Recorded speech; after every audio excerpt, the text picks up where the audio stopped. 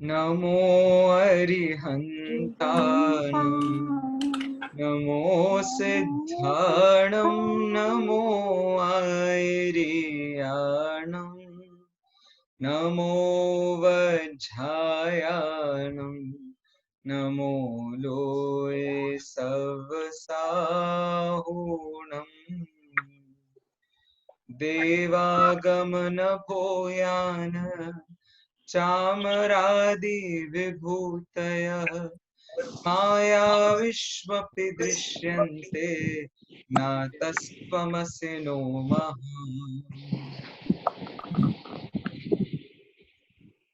हम आत्ममीमांसा ग्रंथ पर चर्चा कर रहे हैं। विषय है चार अभाव। इस विषय को हमने बहुत अच्छे से गत दिन मतलब कल बहुत अच्छे से देखा था। इसकी चर्चा करने से पूर्व मैं थोड़ी सी जानकारी आपको परीक्षा के संबंध में दे देना चाहता हूँ। परीक्षा में आपके 50 प्रश्न होंगे। प्रश्न पत्र बिल्कुल सरल से सरल बनाया गया है।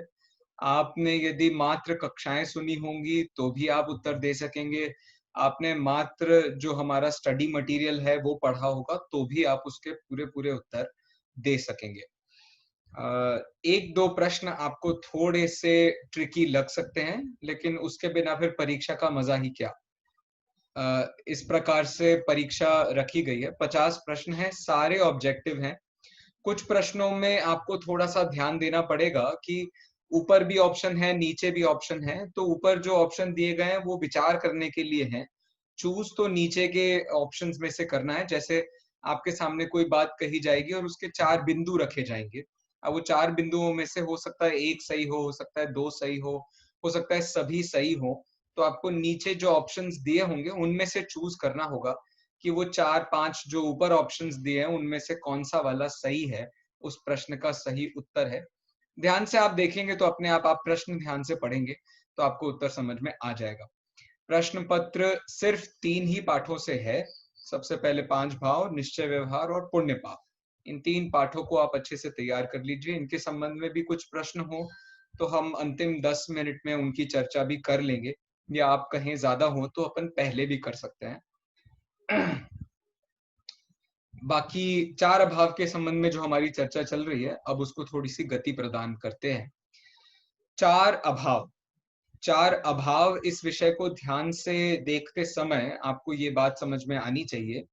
भाव और 4 अभाव मतलब कि एक जो द्रव्य होता है उस द्रव्य में परस्पर विरोधी अनेक वस्तुएं पाई जाती हैं, अनेक धर्म पाए जाते हैं। उन परस्पर विरोधी धर्मों में से 2 धर्म हैं, एक भाव नाम का धर्म और दूसरा अभाव नाम का धर्म।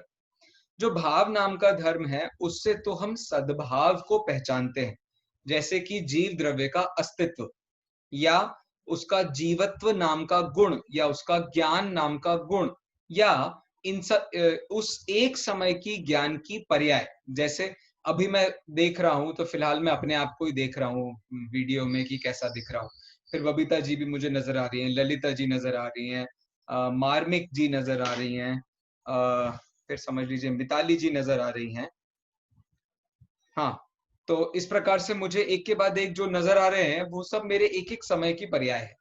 अब जिस समय मैं बबीता जी को देख रहा था उस समय मैं उनसे नीचे, उनसे बाद में आने वाली ललिता जी को नहीं देख रहा था। ये हुआ प्रध्वंसा भाव। जिस समय मैं मिताली जी को देख रहा था उससे पहले मैं मार्मिक जी को देख रहा था। तो मिताली जी बन गया मेरा वर्तमान और पिछली में सोनल जी मेरा बन गए भूतकाल। तो इसकी अपेक्षा से समझ लीजिए ये प्राग भाव है। तो प्राग भाव प्रध्वंसा भाव की दुनिया ही ऐसी है कि जो एक के बाद एक क्रम में होने वाली वस्तुएं हैं उनमें अभाव बताता है। जो क्रम प्राप्त पर्याय हैं उनमें जो अभाव बताता है उसका नाम प्राग भाव प्रध्वंसा भाव। ऐसे प्रारंभ के 2 अभाव हैं। फिर जो नीचे के दो अभाव हैं ये समझ लीजिए द्रव्य के अंदर के अभाव हैं। इसमें पर्यायों वाली बात जरा कम है। फिर भी अन्योन्या भाव को भी आप पर्याय रूप स्वीकार करना चाहिए। अन्योन्या भाव भी पर्याय रूप है, प्राग भाव प्रध्वंसा भाव तो पर्याय रूप है ही, मतलब क्रम की अपेक्षा से है। और जो एक अत्यंत भाव है वो 2 द्रव्यों में जो अंतर है उसको बताने वाला भाव है। तो जैसे अनेकांत को समझते हुए हम परस्पर विरोधी धर्मों को स्वीकार कर लेते हैं, जैसे कि भाव अभाव, जैसे कि तत् तत्, जैसे कि यू नो कोई भी आप ऐसे ले लीजिए परस्पर विरोधी जितने, अस्ति नास्ति कुछ भी। लेकिन क्या जीव और अजीव नाम के धर्म भी एक जीव द्रव्य में हो सकते हैं? अब ये जो अभाव है ना, जीव अजीव नाम के दो धर्म एक द्रव्य में नहीं रह सकते हैं, बस इसी का नाम अत्यंताभाव है। समझ रहे हैं? इस प्रकार से ये सारे के सारे जो भाव हैं वो आपको बहुत अच्छे से समझ में आ सकते हैं। ठीक है, तो अब हम जो परीक्षा के बारे में एक प्रश्न और आया है, प्रश्न पत्र ओपन बुक है या क्लोज बुक है? तो देखिए, मैं तो रिक्वेस्ट आपसे करूंगा कि आपने अपनी बुद्धि से जितना समझा है उसके हिसाब से आप उत्तर दीजिए, उससे पहले सब पढ़ लीजिए। लेकिन ओपन बुक टेस्ट को यदि आप समझ रहे हैं तो इतना समझना आपको जरूरी है कि आपके पास समय कम बचेगा यदि आप किताब में से देख करके उत्तर लिख रहे हैं तो। मतलब हर एक, जैसे आपके पास 45 मिनट है 50 प्रश्न को करने के लिए, तो तकरीबन मान लीजिए 1 मिनट है आपके पास में एक प्रश्न का उत्तर देने के लिए। तो कुछ प्रश्न इतने ट्रिकी हैं कि आप उनका उत्तर डायरेक्टली किताब में से नहीं ढूंढ पाओगे। आपको उसमें उसकी भाषा को समझना पड़ेगा, उसके तरीके को समझना पड़ेगा। तो मेरा इतना ही रिक्वेस्ट है कि आप ओपन बुक टेस्ट समझें, फिर भी तैयारी अच्छे से कर लें। इतना मेरा आप सभी से निवेदन रहेगा। चलिए, मैं शेयर करता हूँ स्क्रीन। भैया जी, हाँ जी। भैया जी, ये क्या ऐसे क्वार्टरली एग्जाम है कि एक जैसे पूरा कोर्स होने के बाद एक टोटल एग्जाम भी होगा, फाइनल एग्जाम भी होगा क्या? Good question. ये दो जो आपके एग्जाम्स होंगे, मतलब पर मंथ एक एग्जाम है, 3 महीने का अपना कोर्स है। और जो जी। फर्स्ट मंथ के बाद एग्जाम ले रहे हैं अपन अभी ये, तो इसमें 3 पार्ट है। अगला जब लेंगे तो उसमें भी 3 पार्ट होंगे, और जब आखिरी फाइनल होगा तो उसमें सभी पार्ट होंगे। जी जी जी। ठीक है, और बाकी इसमें कुछ चेंज होगा तो मैं और आपको बाद में बता दूंगा। अभी फिलहाल तो यही फाइनल है, कुछ और अभी चांस नहीं है। चलिए। भैया जी, सैटरडे को ही होगा एग्जाम क्या? हाँ जी, सैटरडे को एग्जाम होगा, उसका टाइम अभी आपको कितने बता टाइम देंगे। पर? टाइम बता देंगे अभी आपको बाद में। लेकिन भैया जी, एक चीज है, मैंने जैसे इंटरमीडिएट 1 और 2 दोनों भरा है, तो सेम टाइम में दोनों के एग्जाम्स होंगे क्या? ये तो मुझे चेक करना पड़ेगा, मैं चेक करके आपको बताता हूँ। ये स्पेशल केस है, हो सकता है हम आगे पीछे कोई लिंक निकाल लें या कुछ उपाय निकाल लेंगे। देखता हूँ मैं क्या कर सकता हूँ। जी जी भैया, जी, मैं भी थैंक यू। 2 क्लास करती हूँ, मैं बेसिक 2 भी करती हूँ और ये वाला भी करती हूँ।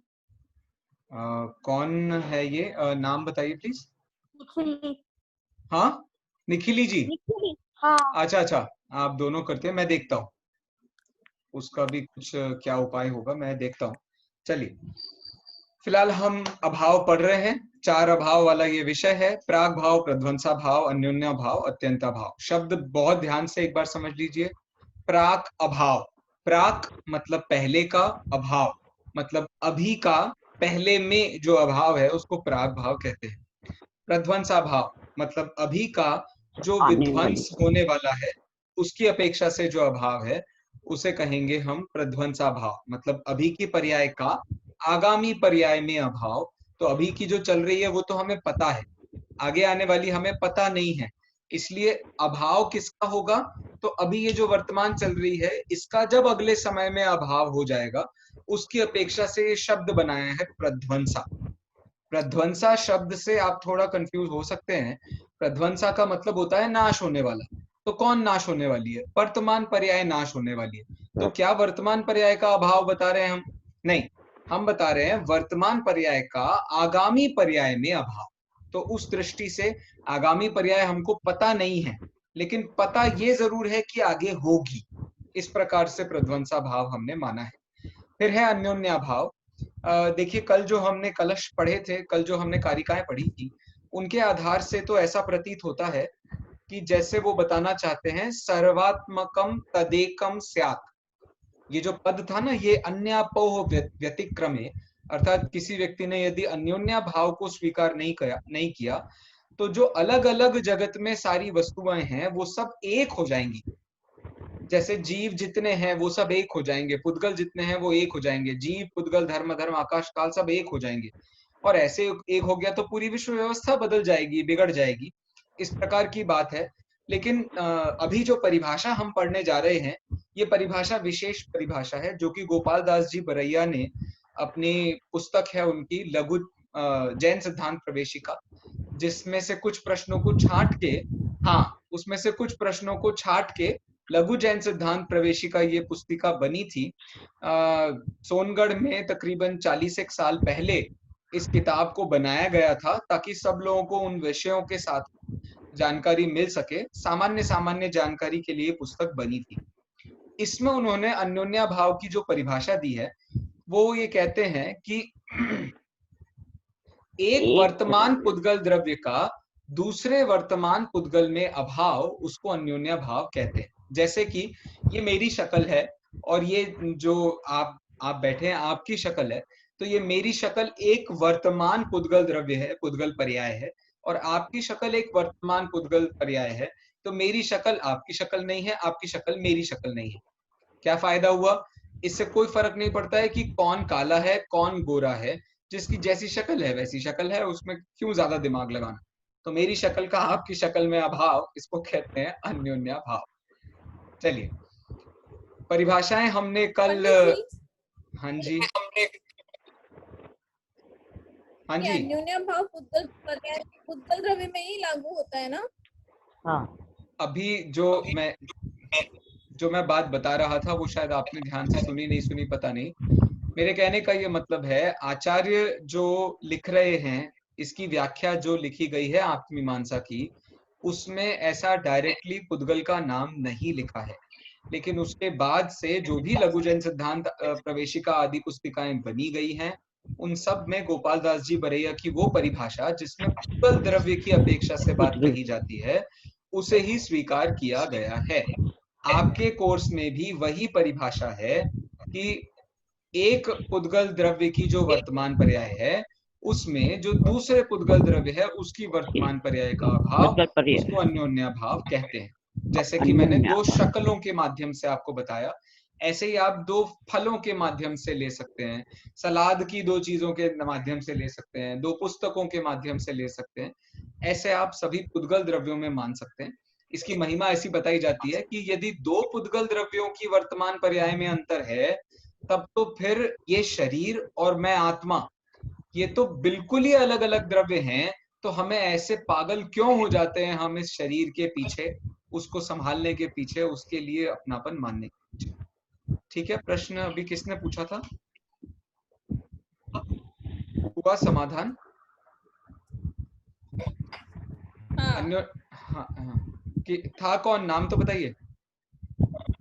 सोनल जी, ठीक है, धन्यवाद सोनल जी। तो अन्योन्या भाव की परिभाषा हमारे पास में हमारी स्क्रीन पर है। एक पुद्गल द्रव्य की वर्तमान पर्याय का दूसरे पुद्गल द्रव्य की वर्तमान पर्याय में अभाव, इसको हम अन्योन्या भाव कहते हैं। यह आत्मा पर नहीं घटाया गया है। एक पुद्गल द्रव्य की वर्तमान पर्याय में जो दूसरे पुद्गल द्रव्य की वर्तमान पर्याय का अभाव होता है, इसका मतलब मात्र दो पुद्गल द्रव्यों की ही बात यहाँ पर चल रही है। लेकिन ध्यान देने वाली बात यह है, ये दो पुद्गल द्रव्यों की बात नहीं है, ये दो पुद्गल द्रव्यों की वर्तमान पर्यायों की बात है। ठीक है, तो अब आप इसको ऐसे नहीं घटा सकते कि जैसे कार्बन जो परमाणु है उसको आप औदारिक परमाणु के साथ में अभाव बताओ। ये जो अभाव होगा, ये अभाव तो द्रव्य द्रव्य का ही अभाव होगा। ये जो वर्तमान में रूप बन गया है, उस वर्तमान में रूप को अलग अलग बताने के लिए अन्योन्या भाव को समझाया जा रहा है। ठीक है, फिर देखिए परिभाषा अत्यंता भाव की देते हैं। किससे बोलूं मैं? हाँ जी, एक सेकेंड। हाँ सोनल जी, जरा ये परिभाषा पढ़िए ना। एक द्रव्य का दूसरे द्रव्य में अभाव, उसे अत्यंता भाव कहते हैं। जैसे जीव द्रव्य का पुद्गल द्रव्य में परस्पर अत्यंता भाव होता है। ठीक है, बहुत बहुत धन्यवाद। अच्छा, मुझे बताइए कि क्या फिर दो जीव द्रव्यों में अभाव, इसको अत्यंता भाव कहेंगे या इसे क्या कहेंगे? अत्यंता भाव ही कहेंगे, दो जीव अलग अलग द्रव्य है ना दोनों। ठीक, बहुत बढ़िया।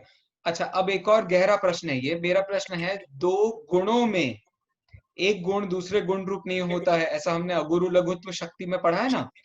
तो अब ज्ञान गुण और दर्शन गुण में जो अभाव है उसको आप कौन सा अभाव कहोगे?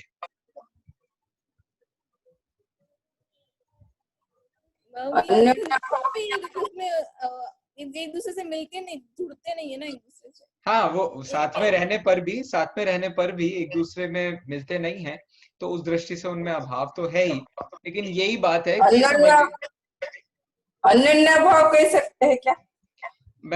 मुझे पता है कि उपाय मैंने प्रश्न ही इसलिए खड़ा किया था कि अभी जो हमारे पास में ये 4 परिभाषाएं प्राप्त हैं, ये बहुत बेसिक परिभाषाएं हैं। इनके आधार पर कुछ प्रश्न ऐसे रह जाते हैं जिनका उत्तर हमें नहीं मिल पाता है। तो जनरली समझ लीजिए, ये प्रश्नों का उत्तर देने के लिए अब आपको मूल से एक बार पढ़ना चाहिए, उसका विचार करना चाहिए। अन्यथा अभी जो वो प्रश्न हैं वो अनुत्तरित हैं, तो वो हैं ही अनुत्तरित। बाकी कीर्ति जी ने जो सुझाव दिया है उस पर भी आप विचार करें। मेरे पास भी कुछ विचार हैं, लेकिन अभी कोर्स मटेरियल पहले पढ़ लेते हैं, बाद में हम इन प्रश्नों को और चर्चा कर सकेंगे। तो आपको थोड़ा सा मैं जगाए रखने के लिए कि आपकी थकान दिन भर की ज्यादा ना हुई हो, आप ध्यान से सुने कि अपन क्या क्या पढ़ रहे हैं और कहाँ कहाँ कौन कौन सा समाधान आ रहा है।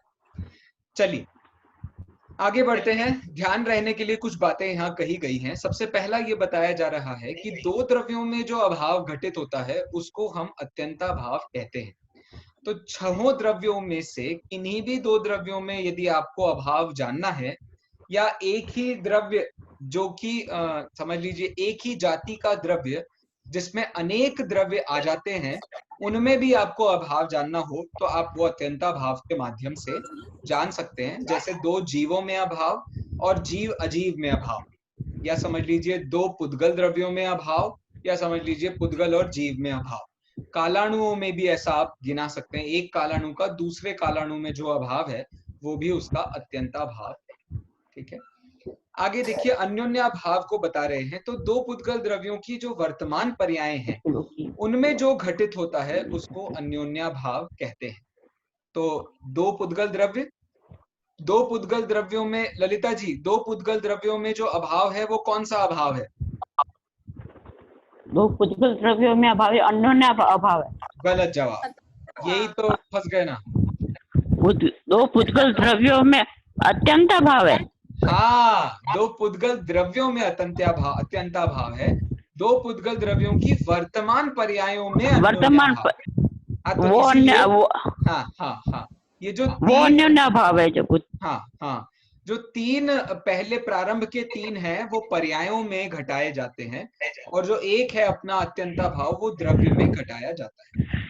नहीं, ये प्राग भाव और प्रसंतवा भाव, ये दोनों तो जीव द्रव्य में घटाई जाता है आत्मा में। नहीं, और जो अत्यंत भाव और अन्योन्य भाव ये इसमें लघु जैन सिद्धांत प्रवेशिका में आया है। जाने दीजिए, प्राग भाव, प्रध्वंसा भाव, अत्यंता भाव, ये तीनों के 3 हैं, ये सभी द्रव्यों में घटाए जाते हैं, और अन्योन्या भाव सिर्फ पुद्गल द्रव्य में घटाया जाता है।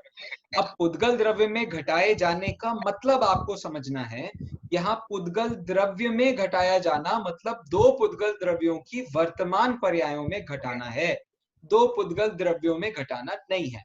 2 पुद्गल द्रव्य, यदि आप 2 अलग अलग द्रव्यों की बात कर रहे हैं तो वो तो है अत्यंताभाव, लेकिन 2 द्रव्यों की वर्तमान पर्यायों में अभाव की बात कर रहे हैं तो वो है अन्योन्याभाव, वहां भी ऐसा ही लिखा है। आगे और ध्यान देने वाली बात आपके सामने बताई जा रही है।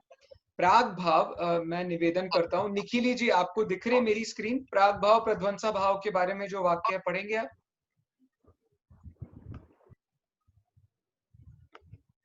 प्राग भाव 6 द्रव्यों में से किसी एक द्रव्य की वर्तमान व पूर्व पर्याय में है में, एवं प्रध्वंस भाव 6 द्रव्यों में किसी एक ही द्रव्य की वर्तमान और उत्तर पर्याय में घटित होता है।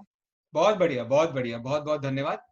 अच्छा मुझे बताओ, जो अपन ने वो दूध दही वाला भी देखा था, लेकिन जैसे मैं पूछूं कि निखिली जी आप डॉक्टर भी हैं, तो यदि मैं डिप्रेशन में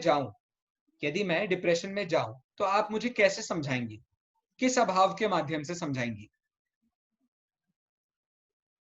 मैं प्रध्यंसा भाव के माध्यम से दोनों के माध्यम से समझा सकती हूँ। जैसे अगर मुझे प्राग भाव को ध्यान में रख के समझाना है तो मैं सामने वाले को ये कन्विंस करूंगी कि जो उसका पास्ट था वो काफी अच्छा था, ठीक है, जो पास्ट अच्छा था वो तो रहा नहीं है, अभी जो प्रेजेंट है वो आप डिप्रेशन या आपकी जो भी मेंटल कंडीशन है वो ठीक नहीं है, बिकॉज सराउंडिंग ठीक नहीं है। जैसे पास्ट जो अच्छा था वो खत्म हुआ, वो सिमिलरली जो अभी प्रेजेंट है वो भी खत्म होके देयर आर इक्वल चांसेस और इक्वल अपॉर्चुनिटी कि आपका जो फ्यूचर है वो भी अच्छा हो सकता है और उतनी फेवरेबल सिचुएशन आ सकती है। Well done. तो बिल्कुल ये समझ लीजिए, प्राग भाव प्रध्वंसा भाव आपको डिप्रेशन में जाने ही नहीं दे सकता है यदि आपको ये अभाव पता है। तो आपका जो भी आज है वो पहले नहीं था, आपका जो भी आज है वो आगे नहीं होगा। तो आपके पास जो आज है ना, आप उसका सही यूटिलाइजेशन करना सीख जाओगे। बाकी तो सबका अभाव हो गया है, बाकी सबसे हमें कोई लेना देना नहीं है। तो वो वर्तमान में हमें जीना सिखाता है। तो वर्तमान में भी दो चीजें हैं, एक तो पर्याय और दूसरा द्रव्य। पर्याय को देखोगे तो समझ लीजिए वर्तमान पर्याय में आपको जो जो भी मोह आदि के कारण जो विकार पैदा हुए हैं आप उनको भी पहचान सकते हो। तो वर्तमान में जो आपको द्रव्य मिला है आप उस पर भी विचार कर सकते हो कि वो जो हमारा द्रव्य है, वो द्रव्य स्वभाव है, वो हमसे कोई नहीं छीनता है और वो हमेशा हमारे साथ बना रहता है। इन सब बातों का विचार भी किया जा सकता है। और भी चीजों को ध्यान में रखने के लिए हमें कहा जा रहा है। मैं मिताली जी से निवेदन करूंगा कि वो जरा पढ़ें, सिर्फ पहला एक ही पढ़ लीजिए। जी भैया। एक अत्यंताभाव द्रव्य सूचक है, बाकी तीनों अभाव पर्याय सूचक हैं। फिर से पढ़िए। एक अत्यंताभाव द्रव्य सूचक है, बाकी तीनों अभाव पर्याय सूचक है। इन चारों को संक्षेप में यों भी कह सकते हैं कि जिसका अभाव होने पर नियम से कार्य की उत्पत्ति होती है उसे प्राग भाव कहते हैं। क्या मतलब? वो ये बहुत सारी बातें बोल दी इसमें, तो मुझे कुछ समझ में नहीं आया। अत्यंताभाव द्रव्य सूचक है और बाकी तीनों पर्याय सूचक है। अच्छा, बाकी तीनों में पर्याय आ गई कि प्राग भाव में वर्तमान पर्याय का पूर्व की पर्याय में अभाव, प्रध्वंसा भाव में भी भविष्य में वर्तमान का अभाव, वर्तमान पर्याय का अभाव, और अन्योन्या भाव में भी एक पुद्गल द्रव्य की वर्तमान पर्याय में दूसरे पुद्गल द्रव्य की वर्तमान पर्याय का अभाव। तो ये तीनों में पर्याय आ गई। और अत्यंता भाव ऐसा है जो द्रव्य पूर्ण द्रव्य को बता रहा है, दो द्रव्यों में के अभाव एक द्रव्य को का बता दूसरे रहा है। द्रव्य। जी। और फिर आगे क्या लिखा है? इन चारों को संशय में भी कैसे, जिसका जिसका अभाव हो चुका है और जो वर्तमान में अभी जो जिसकी उत्पत्ति हो चुकी है, इसलिए उससे प्रागभाव इस हिसाब से कहा है।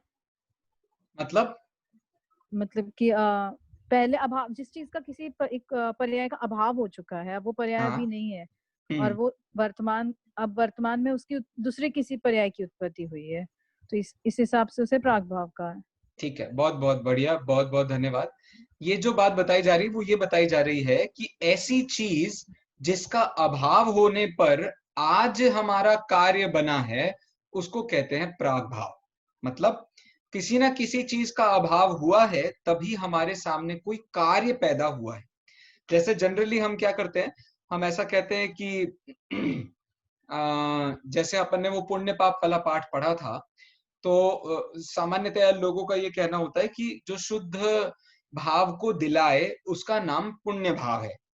जो शुद्ध भाव को दिलाए उसका नाम पुण्य भाव है, क्योंकि पुण्य भाव हो बिना हुए पाप भाव से के बाद तो समझ लीजिए शुद्ध भाव हो ही नहीं सकता है। पुण्य भाव के बिना शुद्ध भाव होगा ही नहीं। तो जैसा आपने पुण्य भाव को शुद्ध भाव में कारण कहा है, तो क्या आप पुण्य के पहले होने वाला जो पाप भाव है उस पाप भाव को पुण्य भाव का कारण कहोगे? नहीं कह सकते ना, वो क्योंकि लॉजिकली वो बिल्कुल ही गलत हो जाएगा। क्या पाप आपको पुण्य की प्रेरणा देता है?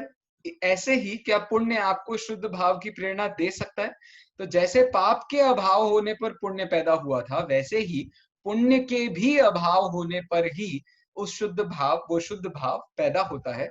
इस प्रकार से पाप भाव में उस पुण्य का अभाव, ये भी प्राग भाव है, और पुण्य भाव में उस जो वर्तमान में यदि शुद्ध भाव है, तो शुद्ध भाव का जो अभाव है वो भी उसका प्राग भाव से बना हुआ रूप है। बहुत बढ़िया, बहुत बहुत सुंदर। चलिए, और कौन कौन है भैया हमारे पास? हाँ, बबीता जी कहाँ है भैया?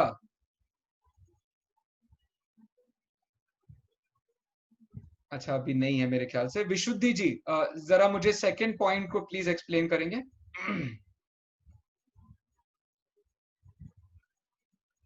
अनम्यूट हाँ कर लीजिए। हेलो। हाँ जी, हाँ आ रही है आपकी आवाज, बोलिए। जिससे सद्भाव होने पर नियम से विवशित कार्य का अभाव होता है, उसे प्रध्वंसा भाव, गलत टाइप वो है। प्रध्वंसा भाव कहते हैं। क्या मतलब हुआ इसका?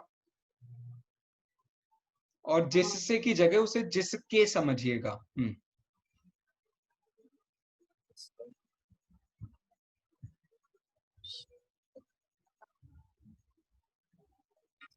बताइए ना क्या मतलब हुआ इसका? भैया मुझे समझ नहीं आ रहा। अच्छा, कोई बात नहीं। हाँ चलिए, इसमें ये कहा जा रहा है कि जो अभी हमारा काम चल रहा है, जो भी हमारा अभी फिलहाल काम चल रहा है, वो काम नियम से पूरा होगा। अब आप उसे अधूरा भी छोड़ रहे हो ना, तो भी वो पूरा ही हो रहा है। कैसे? वो जितना हो सकता था उतना तो हुआ है। जैसे जिसके सद्भाव होने पर नियम से विवक्षित कार्य का अभाव होता है, मतलब कि भविष्य में एक ऐसी चीज पैदा होगी जिससे जो अभी चल रहा है वो पूरा हो जाएगा। इसको आप कैसे समझ सकते हो? इससे आप ऐसे समझ सकते हो कि यदि आप अभी बहुत ज्यादा दुखी हो, तो बाद में आपको जो सुख पैदा होने वाला है, उससे ये समझ में आ जाता है कि अभी होने वाला जो दुख है उसका अभाव होगा। तो विवक्षित कार्य का जिसके सद्भाव होने पर नियम से अभाव होगा, मतलब जो अभी चल रहा है उसका जो आगे होने वाला है उसके हिसाब से जो अभाव है उसको यहां समझाया जा रहा है। मतलब बाद में जो होगा वो अभी का अभाव करके पैदा होगा। तो अभी यदि आपके शुद्ध भाव चल रहे थे, तो बाद में उसका अभाव हो जाएगा। बाद में उसका अभाव हो जाएगा मतलब संसार दशा जब तक है तब तक यदि परिस्थिति आप वहां स्थिर नहीं रहे, तो उसका अभाव होकर के अन्य विकारी भाव भी हो सकते हैं। यदि आपको अभी विकारी भाव हो रहे हैं, तो ऐसा भाव जो इसके बाद होगा उनके कारण ये विकारी भावों का अभाव हो सकता है। इस प्रकार से आप उसको भी समझ सकेंगे। हाँ जी, मधु जी नीचे के 2 पॉइंट जरा पढ़ के एक बार मुझे समझा दीजिए प्लीज। हाँ एक सेकंड मधु जी। हाँ विशुद्धि जी आप कुछ कह रही हैं, बताइए। भैया विवक्षित का मतलब क्या होता है? जिस विवक्षित का मतलब होता है the one we are talking about, जिसको कहते हैं कॉन्टेक्स्ट। इंग्लिश में जिसको अपन कॉन्टेक्स्ट कहते हैं उसका मतलब होता है विवक्षित। ठीक है। हाँ जी मधु जी प्लीज जरा मदद कीजिए हमारी।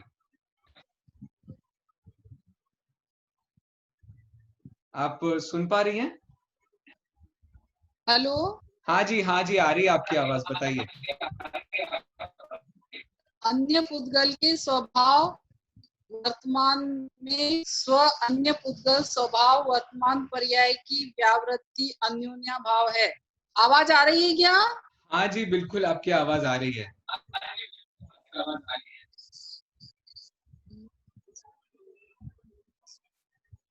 हाँ क्या मतलब हुआ इसका? अन्य पुद्गल के स्वभाव में स्वभाव की व्यावृत्ति अन्योन्या भाव, मतलब जो दो पुद्गल द्रव्य हैं उनका आपस में अभाव होने को अन्योन्या भाव कहा है वर्तमान पर्याय में। हाँ उन दोनों द्रव्यों की जो वर्तमान पर्याय हैं उन दोनों का एक दूसरे में अभाव है। तो समझ लीजिए आपको यदि चीजों की पहचान करनी है तो पहचान करते हुए आपको पेन पेंसिल की पहचान करनी है तो आप बच्चे को अलग अलग बताओगे वर्तमान पर्यायों का प्रयोग करके। देखो बेटा ये ऐसी होती है, पेंसिल इसको इस्तेमाल करते हैं, इसको मिटा सकते हैं, पेन होता है इसे इस्तेमाल करते हैं, इसे मिटा नहीं सकते हैं। इसीलिए हम सबको बुद्धि से हमेशा पेंसिल की तरह होना चाहिए, पेन की तरह नहीं होना चाहिए। लेकिन जो हमारा श्रद्धान है वो बिल्कुल पेन की तरह होना चाहिए, बिल्कुल सटीक और पक्का। वो ऐसा नहीं होना चाहिए कि वो इरेजेबल हो। तो ऐसा करके आप बच्चे को वो बात भी समझा सकते हो। चलिए धन्यवाद मधु जी। एक अंतिम और बता दीजिए जरा, अंतिम जो वाक्य है। काल त्रय की अपेक्षा जो अभाव हो वह अत्यंताभाव है। मतलब जो तीन काल होते हैं उनके अंदर आपस में अभाव ही है। मतलब वर्तमान का भूत में, भूत का भविष्य में जो अभाव है उसको अत्यंताभाव ही कहेंगे। नहीं, थोड़ा सा गड़बड़ हो रहा है। काल त्रय की अपेक्षा का कहने का मतलब है कि त्रिकाल रहने वाला कौन होता है, तो त्रिकाल रहने वाला द्रव्य होता है। तो ऐसे एक त्रिकाल रहने वाले द्रव्य का दूसरा त्रिकाल रहने वाले द्रव्य में जो अभाव है उसको अत्यंताभाव कहते हैं। ठीक है ना? अच्छा हाँ। मुझे ये काल मतलब वर्तमान, भूत और भविष्य ये समझ में आ रहा था भैया। नहीं, वो तो आपने सही पकड़ा है, लेकिन मैं ये कह रहा हूँ कि भूत, वर्तमान, भविष्य काल में रहने वाला एक द्रव्य और दूसरा भी भूत, भविष्य, वर्तमान में रहने वाला दूसरा द्रव्य, ऐसे दो अलग अलग द्रव्यों में जो अभाव होता है उसको अत्यंताभाव कहते हैं। मतलब त्रिकाल, ये द्रव्य इस द्रव्य रूप नहीं होगा और ये द्रव्य इस द्रव्य रूप नहीं होगा, ये जो हमको दृढ़ श्रद्धान होता है उसको हम अत्यंताभाव कहते हैं। हाँ मिताली जी। ठीक है भैया। हाँ भैया थर्ड वाले पॉइंट को वर्ड टू वर्ड एक बार एक्सप्लेन करिए ना प्लीज। और वो वर्ड टू वर्ड मैं इसलिए एक्सप्लेन नहीं कर रहा हूँ क्योंकि उसमें एडिटिंग बची है। अच्छा ओके। हाँ, मतलब उसमें क्लैरिफिकेशन अभी बचा है तो उसके बाद कर सकते हैं। चलिए सिर्फ एक और बिंदु अभी हम ले रहे हैं, बाद में एक्सरसाइजेस करेंगे। यदि इन चारों अभाव को न माना जाए तो क्या दोष होगा? बहुत अच्छा बिंदु है और बहुत मार्मिक रूप से ये बात हमको बताई जा रही है। जरा ध्यान से देखते हैं अपन। बबीता जी आ गई है क्या? नहीं है बबीता जी। हाँ जी, चलिए मैं उन्नति जी से निवेदन करूंगा आगे के 2 पॉइंट जरा पढ़ें और उनको थोड़ा सा एक्सप्लेन भी करें।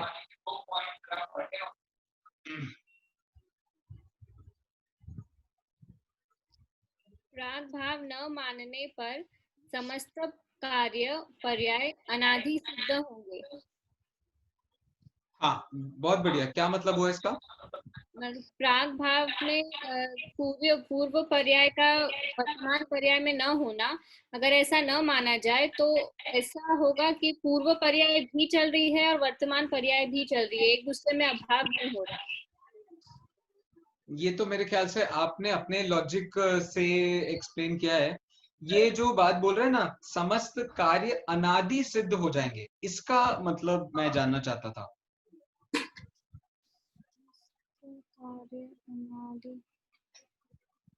मतलब कार्यों का कभी अंत नहीं होगा।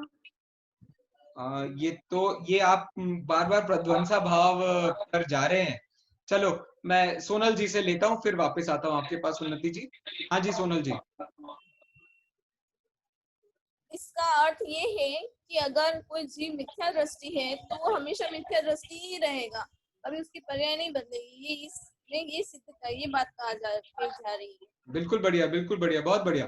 समस्त कार्य अनादि सिद्ध हो जाएंगे, मतलब कि कोई नया कार्य होगा ही नहीं, सारे काम अनादि काल के ही माने जाएंगे। मोह अनादि का, सिद्ध अनादि के, मतलब जो जैसी अवस्था में पहुंच गया ना वो उसी अवस्था में रहेगा, पूरी दुनिया आगे बदलेगी नहीं।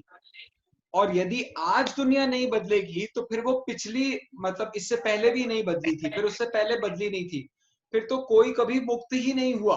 आप ऐसा भी कह सकते हो, या समझ लीजिए जो मुक्त हो गए हैं वो मुक्त हो गए हैं, अब और आगे मुक्त नहीं हो सकेंगे। ऐसे सारे आपको अर्थ निकालने पड़ेंगे यदि आपने प्राग भाव को स्वीकार नहीं किया। बहुत बहुत धन्यवाद, सोनल जी ने बिल्कुल सही उत्तर दिया है। चलिए मैं कीर्ति जी के पास जा रहा हूँ, जरा दूसरे बिंदु को एक्सप्लेन कर दीजिए प्लीज।